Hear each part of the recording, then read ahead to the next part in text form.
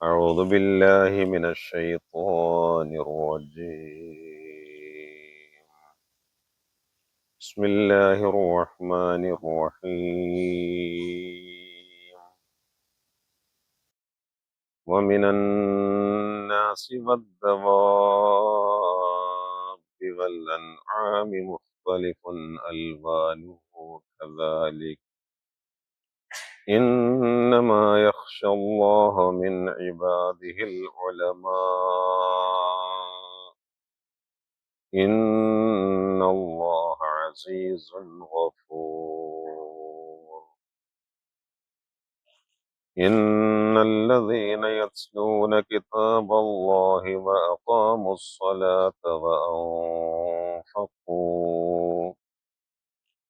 وأنفقوا مما رزقناهم وعلانية يرجون سرا وعلانية يرجون تجارة لن تبور ليوفيهم أجورهم ويزيدهم من فضله إنه غفور شكور. الحمد لله رب العالمين والصلاة والسلام على رسوله الأمين وعلى آله وصحبه أجمعين.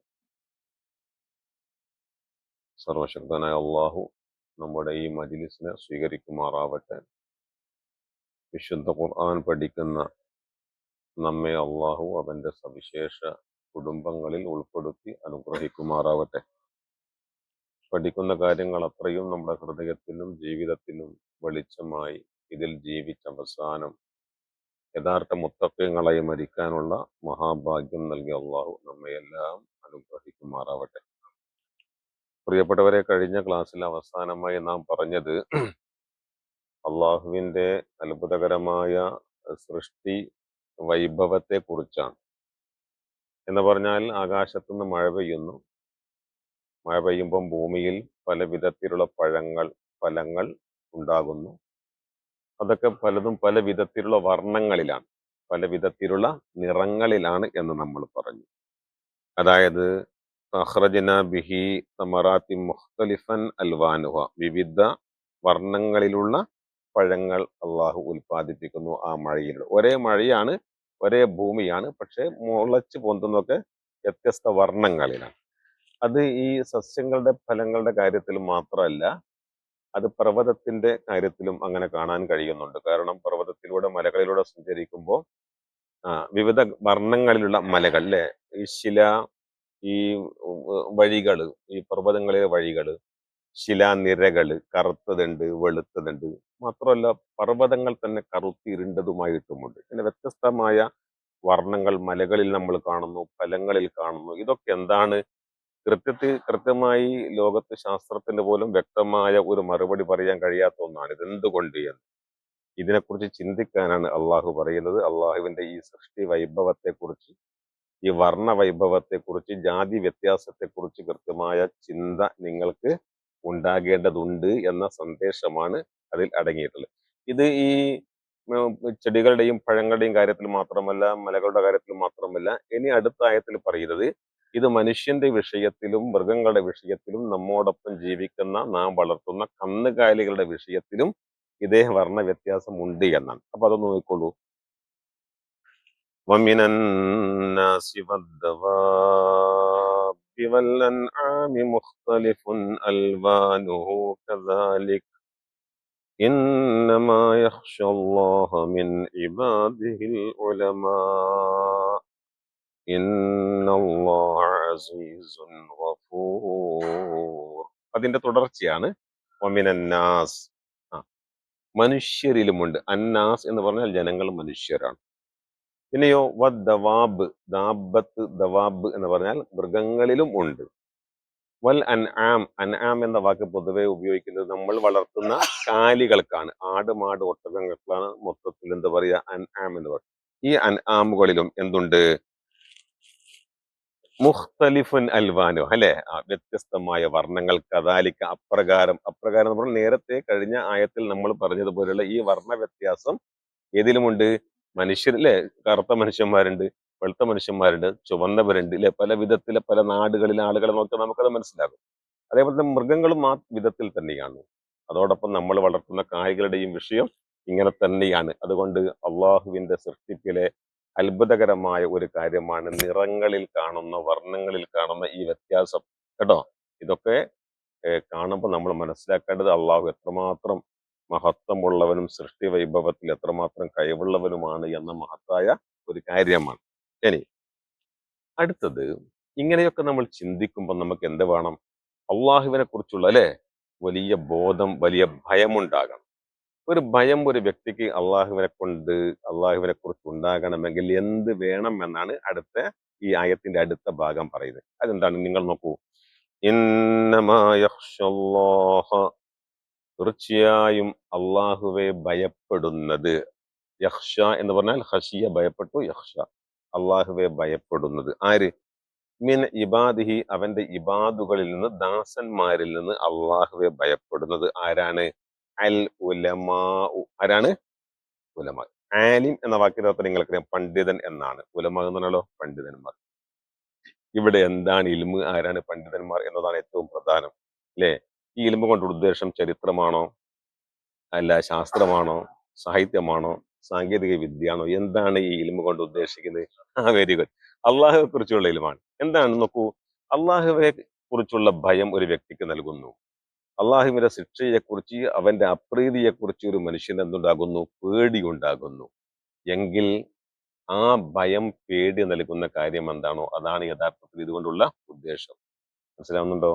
അല്ലാതെ നമ്മൾ ഒരുപാട് ആലിമ്യങ്ങൾ വിവിധ വിഷയങ്ങളിൽ, എന്താ പറയാ, വിജ്ഞാനത്തിന്റെ വിവിധ ശാഖകളിൽ അതീവ പാണ്ഡിത്യം ഉണ്ടായിട്ടും അള്ളാഹുവെ അനുസരിക്കാതെ, ധാർമ്മികതയില്ലാതെ, വിശ്വാസമില്ലാതെ ജീവിക്കുന്നവരെ സംബന്ധിച്ച് ആലിം ഉലമ എന്ന് പറയോ? ഇൽമ ഒരുപാട് വേണ്ടതില്ല. ഒരു മനുഷ്യൻ അള്ളാഹുവിനെ കുറിച്ച് വ്യക്തമായ ബോധമുണ്ടെങ്കിൽ, അല്ലെ, അള്ളാഹു ആരാണെന്ന തിരിച്ചറിവുണ്ടെങ്കിൽ, അവനാണ് ആര്? നമ്മൾ ഈ പറയുന്ന പണ്ഡിതന്മാർ. അങ്ങനെ നോക്കുമ്പോൾ ആ ഇൽമ ആരുടെ ഇൽമാണെന്ന് മനസ്സിലാകും പ്രിയപ്പെട്ടവരെ.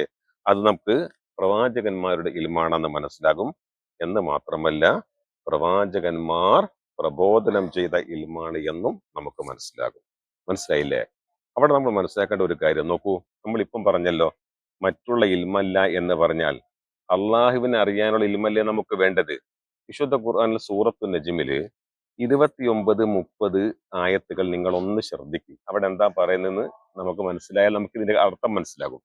അവിടെ അള്ളാഹു പറയുന്നത് നോക്കൂ, ഫഅരിദ്, നബിയെ നിങ്ങൾ അവഗണിക്കുക. ആരെ? അൻമൻ തവല്ല, പിന്തിരിഞ്ഞു പോകുന്നവനെ. എങ്ങനെ? പിന്തിരിഞ്ഞു പോകുന്നവനെ നിങ്ങൾ അവഗണിക്കണം. അൻ ദിക്രിന, നമ്മെ ഓർക്കുന്നതിൽ നിന്ന് പിന്തിരിഞ്ഞു പോകുന്നവനെ എന്തേക്കണം? അവഗണിച്ചേക്കണം. വലം യുരിദ്, കാരണം അവൻ ഉദ്ദേശിക്കുന്നത് എന്താണ്? വലം യുരിദ് ഇല്ലൽ ഹയാത്ത ദുന്യ, അവന്റെ ജീവിതം കൊണ്ട്, പഠനം കൊണ്ട് ഒക്കെ അവൻ ഉദ്ദേശിക്കുന്നത് ഈ ഭൗതിക ലോകത്തെ, ദുനിയാവിലെ ജീവിതം മാത്രമാണ് എന്ന് പറഞ്ഞിട്ട് അള്ള പറയുന്ന അടുത്ത വാക്ക് നിങ്ങൾ കേട്ടോളൂ. ദാലിക മബ്ലഉഹും മിനൽ ഇൽമ്, ദാലിക മബ്ലഉഹും മിനൽ ഇൽമ്, ഇതാണ് അവൻ നേടിയ ഇൽമിന്റെ ആകത്തുക. അവൻ നേടിയ ഇൽമിന്റെ ആകത്തുക എന്താണ്? ദാലിക്, അതാണ്, മബ്ലഉഹും, അവൻ നേടിയത്, മിനൽ ഇൽമി, ഇൽമിൽ എന്ന് പറയുന്നത് ഇവിടുത്തെ സുഖം, ഇവിടുത്തെ ആർഭാടം, ഇവിടുത്തെ വിജയം, ഇവിടുത്തെ സൗഖ്യം, ഇത് മാത്രമാണ്. അള്ളാഹുവിനെ കുറിച്ച് ഭൗതികം മാത്രം, ദുനിയാവ് മാത്രമാണ്. മനസ്സിലായില്ലേ? അതുകൊണ്ടാണ് നാം പറയുന്നത് ഇവിടുത്തെ അറിവ് പ്രവാചകന്മാരുടെ അറിവാണ്, പ്രവാചകന്മാർ പഠിപ്പിച്ചു തന്ന അറിവാണ്. ആ അറിവ് മാത്രം. എത്രത്തോളം ഒരു മനുഷ്യന് അള്ളാഹുവെ കുറിച്ചുള്ള ഇൽമുണ്ടാകുന്നോ അത്രത്തോളം അള്ളാഹുവെ കുറിച്ചുള്ള ഭയം അവനുണ്ടാകും. മനസ്സിലായില്ലേ? നബി സല്ലല്ലാഹു അലൈഹി വസല്ലം ഒരിക്കൽ പറഞ്ഞു, ഇങ്ങനെയാ പറഞ്ഞത്, കേട്ടോളൂ.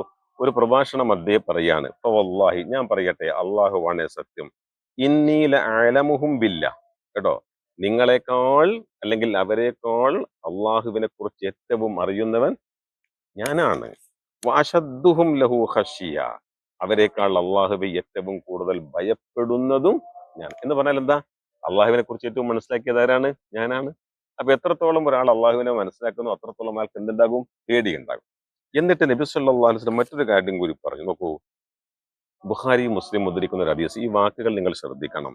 ലൗ തഅലമൂൻ, അള്ളാഹുവിന്റെ റസൂൽ പറയാൻ, നിങ്ങളെങ്ങാനും അറിഞ്ഞിരുന്നെങ്കിൽ, മാ ആലം, ഞാൻ അറിയുന്ന കാര്യം നിങ്ങൾ അറിഞ്ഞിരുന്നെങ്കിൽ, ഏ അള്ളാഹുവിനെ കുറിച്ച്, ആഖിറത്തെ കുറിച്ച്, പരലോകത്തെ കുറിച്ച്, എല്ലാ കാര്യങ്ങളെ കുറിച്ചും, ലഹിക്തും കലീല, പിന്നെ നിങ്ങൾ കുറച്ച് മാത്രമേ ചിരിക്കൂ, നിങ്ങളുടെ ചിരി കുറഞ്ഞു പോകും.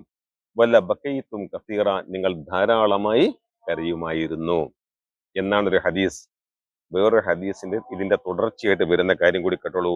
വമാ തലദ്ദതും ബിൻ നിസായി അലൽ ഫുറുഷ്, ഞാൻ അറിയുന്ന കാര്യങ്ങൾ നിങ്ങൾ മനസ്സിലാക്കിയിരുന്നെങ്കിൽ നിങ്ങൾ ഒരിക്കലും മെത്തയിൽ ഭാര്യമാരുമായി സുഖിക്കുമായിരുന്നില്ല. ഭാര്യമാരുമായി സുഖിക്കുക അതിന് കഴിയില്ല എന്ന് മാത്രമല്ല, വല ഖറജത്തും ഇല സുദാത്ത് വഖറജത്തും ഇല സുദാത്തി, നിങ്ങൾ വീട്ടിൽ നിന്ന് അർദ്ധരാത്രി പുറത്തിറങ്ങിയിട്ട് വല്ല മലഞ്ചെരുവിലോ താഴ്വരയിലോ പോയിട്ട് തജ്അറൂന ഇലല്ലാഹ്, അള്ളാഹുവിനെ വിളിച്ച് കരഞ്ഞ് പ്രാർത്ഥിക്കുമായിരുന്നു. അത്രമേൽ ഗൗരവതരമാണ് വിഷയങ്ങൾ എന്ന് നബി സല്ലല്ലാഹു അലൈഹി വസല്ലം പറയുകയാണ്. അപ്പൊ ഇതാണ് അള്ളാഹുവെ മനസ്സിലാക്കി തരുന്ന ഇൽമ്. എന്താണ്? അതാണ് ഏറ്റവും പ്രധാനപ്പെട്ട ഇൽമ്. മനസ്സിലായല്ലോ? ഇന്നമാ യഖ്ഷല്ലാഹു, തീർച്ചയായും ഇന്നമാ യഖ്ഷല്ലാഹ, തീർച്ചയായും അള്ളാഹുവെ ഭയപ്പെടുന്നത്, മിൻ ഇബാദിഹി, അവന്റെ അടിമകളിൽ നിന്ന്, അൽ ഉലമാ, ആര് മാത്രമാണ്? പണ്ഡിതൻ, അറിവുള്ളവർ എന്ന് പറഞ്ഞാൽ മനസ്സിലായല്ലോ ആ അറിവ് എന്താണെന്നുള്ളത്. Very good. എന്തുകൊണ്ട്? ഇന്നല്ലാഹ, തീർച്ചയായും അള്ളാഹു, അസീസുൻ, അവൻ പ്രതാപിയാണ്, ഗഫൂർ, അവനേറെ പൊറുക്കുന്നവനാണ്. അപ്പം അറിഞ്ഞ് അള്ളാഹുവെ മനസ്സിലാക്കി അവനെ ഭയപ്പെടുമ്പോൾ അവൻ പുറത്തു തരും എന്ന കാര്യം കൂടി നമ്മൾ മനസ്സിലാക്കുകയാണ്. അടുത്തത്, ഇത് നമുക്ക് വലിയ പരലോകത്ത് വലിയ പ്രതിഫലം കിട്ടുന്ന ഒരു കാര്യത്തെ കുറിച്ചാണ് പറയുന്നത്. നോക്കൂ, ഇന്നല്ലദീന യത്ലൂന കിതാബല്ലാഹി വഅഖാമു الصلاة وأنفقوا مما رزقناهم سرا وعلانية يرجون تجارة لن تبور. എന്താണെന്നറിയോ? ഒന്ന് ഇത് തന്നെ നോക്കൂ. ഇന്നല്ലദീന, ഒരു കൂട്ടർ, യത്ലൂന കിതാബല്ലാഹ്, അവർ അള്ളാഹുവിന്റെ കിതാബിനെ പാരായണം ചെയ്യുന്നു. ഇതാണ് തലായത്തിലു, പാരായണം ചെയ്യുക എന്ന വാക്കിന്റെ അർത്ഥമെങ്കിലും അതിന് ഒരു ആന്തരിക അർത്ഥം കൂടിയിട്ട് പാരായണം ചെയ്ത് പിന്തുടരുക എന്നൊരു അർത്ഥമുണ്ട്. എന്താണ്? അപ്പൊ എന്താണ്? നമ്മൾ കേവലം വായന മാത്രമല്ല, അതിന്റെ അർത്ഥം അറിഞ്ഞും ആശയം ചിന്തിച്ചുമുള്ള ഓത്തായിരിക്കണം. അതിനുവേണ്ടി പഠിക്കണം. അതുകൊണ്ടാണല്ലോ നമ്മൾ ഇങ്ങനെ ഇരിക്കുന്നത്, അല്ലെ?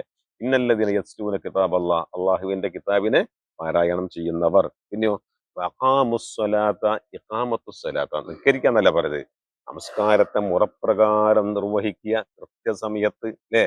പള്ളിയെ കുറിച്ചുള്ള വലിയ ചിന്ത, ജമാഅത്തിനെ കുറിച്ചുള്ള ചിന്ത, അത് ഏറ്റവും ഗൗരവത്തോടെ, മനസാന്നിധ്യത്തോടെ, ഏകാഗ്രതയോടുകൂടി നിസ്കരിക്കുക. അതാണ് ഇഖാമത്തുസ്സലാത്ത്. ഇപ്പൊ എത്രയും, ഒന്ന് ഖുർആൻ പാരായണം ചെയ്യുക, മറ്റൊന്ന് നിസ്കാരം നിർവഹിക്കുക, നിലനിർത്തുക. വൻഫഖു, അവർ ചിലവഴിക്കുകയും ചെയ്യുന്നു, മിമ്മാ റസഖ്നാഹും, അവർക്ക് നാം നൽകിയതിൽ നിന്ന്, അവർക്ക് നാം നൽകിയതിൽ ചിലവഴിക്കുകയും ചെയ്യുന്നവർ. എങ്ങനെ? സിറൻ, രഹസ്യമായിട്ടും കൊടുക്കും, വയലാനിയ, ചിലപ്പോ പരസ്യമായിട്ടും കൊടുക്കും, ചില സമയത്ത് പരസ്യമായിട്ട് തന്നെ കൊടുക്കേണ്ടി വരും, അല്ലെ? വലിയൊരു സംഘം നമ്മുടെ അടുത്ത് വരുവാണ്, അബ്ദുറഹീമിന്റെ മോചനം ഉദാഹരണം പറയാൻ, അവിടെ നമ്മൾ കൊടുക്കുക പരസ്യമായിട്ടാ. ചിലത് പരസ്യമായി കൊടുക്കുന്ന എന്തിനു വേണ്ടിയാ? അത് മറ്റുള്ളവരെ കൊടുക്കാൻ പ്രേരിപ്പിക്കാൻ കൂടിയാണ്. അങ്ങനെയും കൊടുക്കണം, നിയ്യത്ത് നന്നായാൽ മതി.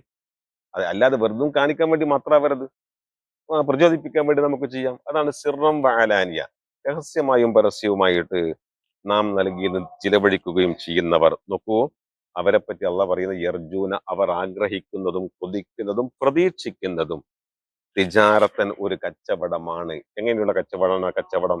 ലൻതബൂർ, ആ കച്ചവടത്തിന് ഒരിക്കലും നഷ്ടം സംഭവിക്കില്ല. നഷ്ടം, മാന്യം വരാത്ത കച്ചവടമാണ്. ഇവിടത്തെ കച്ചവടത്തിൽ നമ്മൾ പ്രതീക്ഷിക്കുന്നത് ലാഭം മാത്രമാണ്, അല്ലെ? പക്ഷേ ലാഭ സാധ്യത ഉണ്ടെങ്കിലും അതോടൊപ്പം നഷ്ടത്തിനുള്ള സാധ്യത വളരെ കൂടുതലാണ്. പക്ഷേ അള്ളാഹുമായി നടത്തുന്ന ഈ കച്ചവടമുണ്ടല്ലോ, അതിലൊരു വ്യക്തി പരിപൂർണമായി സംതൃപ്തനാണ്. കാരണം ഒന്നും നഷ്ടം ഒരിക്കലും ഉണ്ടാവില്ല, ലാഭം മാത്രമാണ്. ലാഭം അത് പ്രത്യേക തോതിലുള്ള ലാഭമല്ല, 1 10ആയും 10 70ആയും 70 700ആയിട്ടും ഉയർന്നു പോകുന്ന വലിയ ലാഭമാണ് ആര് പ്രതീക്ഷിക്കുന്നത്? വിശ്വാസി. അപ്പൊ അവൻ ശരിക്കും പ്രതീക്ഷിക്കുന്നത് യർജൂന തിജാറത്തൻ ലൻ തബൂർ, ഒരിക്കലും നഷ്ടപ്പെട്ടു പോകാത്ത, നഷ്ടം വരാത്ത ഒരു കച്ചവടത്തെയാണ്. എന്തിനു വേണ്ടിയാണ് ഈ ഒരു കച്ചവടം നടത്തുന്നത്? അത് അടുത്ത ആയത്തിൽ കാണാം. ലിയുവഫിയഹും ഉജൂറഹും വയസീദഹും മിൻ ഫളിഹി ഇന്നഹു ഗഫൂറുൻ ശകൂർ. വഫ എന്ന് പറഞ്ഞാൽ യുവഫി, പൂർത്തിയാക്കി നൽകുക എന്ന അർത്ഥം. അപ്പൊ എന്തിനാണ് അവരിങ്ങനെ ചെയ്യുന്നത്? ആത്മാർത്ഥമായി ഖുർആൻ പാരായണം ചെയ്യുന്നു, നിസ്കാരം മുറപ്രകാരം നിർവഹിക്കുന്നു, അള്ളാഹു നൽകുന്നത് ധർമ്മം ചെയ്യുന്നു, സകാത്ത് കൊടുക്കുന്നു. എന്തിനാ? ലിയുവഫിയഹും, അവർക്ക് പൂർത്തീകരിച്ചു കൊടുക്കാനാണ്. അവർക്ക് പൂർത്തീകരിച്ച് കിട്ടാൻ വേണ്ടി, പൂർത്തീകരിച്ചു കൊടുക്കാൻ. എന്ത്? ഉജൂറഹും, അവരുടെ പ്രതിഫലം, അവരുടെ അതിനു വേണ്ടിയാണ്. മാത്രമല്ല വയസീദഹും, അവർക്ക് അധികമായി നൽകുവാനുമാണ്. മിൻ ഫദ്ലിഹി, അള്ളാഹുവിന്റെ അനുഗ്രഹത്തിൽ നിന്ന്. അപ്പൊ എന്താണ്? നമ്മളിങ്ങനെ ആത്മാർത്ഥമായി ഖുർആൻ പാരായണം ചെയ്യുന്നു, കൃത്യമായി നമസ്കരിക്കുന്നു, അള്ളാഹു നൽകിയതിൽ നിന്ന് നമ്മൾ ചിലവഴിക്കുന്നു. എന്നാൽ അതിന്റെ പൂർണ്ണമായ സവാബ്, അതിന്റെ ഉജൂർ, അജർ, പ്രതിഫലം അള്ളാഹു പൂർണ്ണമായി തന്നെ ഒട്ടുമേ കുറക്കാതെ തരും എന്ന് മാത്രമല്ല, അതിനോടൊപ്പം അള്ളാഹുവിന്റെ അനുഗ്രഹങ്ങൾ നമ്മിൽ വർഷിക്കുകയും ചെയ്യുന്നു. എന്തുകൊണ്ടെന്നാൽ നിങ്ങൾ അറിയണം, ഇന്നഹു, തീർച്ചയായും അള്ളാഹു, ഗഫൂറുൻ, ഏറെ പൊറുക്കുന്നവനാണ് എന്ന് മാത്രമല്ല, ശക്കൂറൻ, വളരെ നന്ദിയുള്ള, നന്ദിയോടുകൂടി സ്വീകരിക്കുന്നവനാണ് അള്ളാഹു. ലൈൻ ശക്കറത്തും ലഅസീദന്നക്കും, നിങ്ങൾ നന്ദിയുള്ളവരാണെങ്കിൽ അള്ളാഹു നിങ്ങൾക്ക് വർദ്ധിപ്പിച്ചു തരും. അപ്പോൾ അള്ളാഹു ഏറെ പൊറുക്കുന്നവനും നന്ദിയോടെ കർമ്മങ്ങൾ സ്വീകരിക്കുന്നവനാണ്. അള്ളാഹുവിന് ഒട്ടുമേ വൈമനസ്യമുണ്ടാവില്ല. അതിനനുസരിച്ച് പ്രതിഫലത്തെ വർദ്ധിപ്പിക്കുകയും അനുഗ്രഹത്തെ കൂട്ടിത്തരികയും ചെയ്യുന്നു എന്നുകൂടി പറഞ്ഞുകൊണ്ടാണ് നാം ഈ ക്ലാസ് അവസാനിപ്പിക്കുന്നത്. അള്ളാഹു കൂടുതൽ മനസ്സിലാക്കാനും പഠിക്കുവാനുമുള്ള തൗഫീഖ് നമുക്ക് ഏവർക്കും നൽകി അനുഗ്രഹിക്കുമാറാവട്ടെ. അവന്റെ സൃഷ്ടി വൈഭവത്തെ, അവന്റെ സൃഷ്ടിപ്പിലെ അഗാധമായ ക്രമീകരണത്തെ കുറിച്ചൊക്കെ കൂടുതൽ മനസ്സിലാക്കാനും അതിലൂടെ അള്ളാഹുവിനെ കുറിച്ച് അറിയുവാനുമുള്ള തൗഫീഖ് നമുക്ക് നൽകി അനുഗ്രഹിക്കുമാറാവട്ടെ. ഈ അറിവിലൂടെ അള്ളാഹുവിനെ ഭയപ്പെടാനും അവന്റെ പ്രീതിയും മഗ്ഫിറത്തും ലഭിക്കുവാനും അവസാനം സ്വർഗപ്രവേശനത്തിന് അത് കാരണമാകാനും അള്ളാഹു തൗഫീഖ് നൽകുമാറാവട്ടെ. അവസാനം ആഖിബത്ത് നന്നായി മരിക്കുന്ന മുത്തഖീങ്ങളിൽ അള്ളാഹു റഹ്മാനായ റബ്ബെ ഞങ്ങൾ നീ ഉൾപ്പെടുത്തണമേ റഹ്മാനെ. ഞങ്ങൾക്കുള്ള എല്ലാ പ്രയാസങ്ങൾ, പ്രതിസന്ധികൾ, ബുദ്ധിമുട്ടുകൾ നീക്കി സമാധാനവും സൗഖ്യവും ഐശ്വര്യവും ബർക്കത്തും നൽകി നീ അനുഗ്രഹിക്കണമേ അള്ളാഹ്. ഞങ്ങളിൽ പലരും രോഗികളാണ്. ഞങ്ങളുമായി ബന്ധപ്പെട്ട പലരും പലവിധ രോഗങ്ങൾ കൊണ്ട് പ്രയാസപ്പെടുന്നു. എല്ലാവർക്കും നീ ശിഫ ആഫിയത്ത് നൽകണമേ റഹ്മാനെ. ക്യാൻസർ ബാധിതരുണ്ട്, സ്ട്രോക്ക് വന്നവരുണ്ട്, കിഡ്നി പോയവരുണ്ട്, പലവിധ വിപത്തിൽപ്പെട്ടവരുണ്ട്. എല്ലാവർക്കും അള്ളാഹുവെ ശിഫ ആഫിയത്ത് നൽകി അനുഗ്രഹിക്കണമേ റഹ്മാനെ. അവസാനം ഈമാനോടെ മരിച്ച് സ്വർഗത്തിൽ പ്രവേശിക്കുന്ന ഉത്തമ മുത്തഖീങ്ങളിൽ ഞങ്ങളെയും കുടുംബങ്ങളെയും പ്രിയപ്പെട്ടവരെയും ഉൾപ്പെടുത്തണമേ റഹ്മാനെ. മരണപ്പെട്ടു പോയ ഞങ്ങളുടെ പ്രിയപ്പെട്ട മാതാപിതാക്കൾ, ഉറ്റവർ, ഉടയവർ, അവരുടെ എല്ലാം ഖബറുകൾ ഈ സ്വർഗത്തൊപ്പാക്കണമേ റഹ്മാനെ. ربنا آتنا في الدنيا حسنة وفي الآخرة حسنة وقنا عذاب النار وصلى الله على محمد وآله وصحبه وسلم والحمد لله رب العالمين. السلام عليكم ورحمة الله.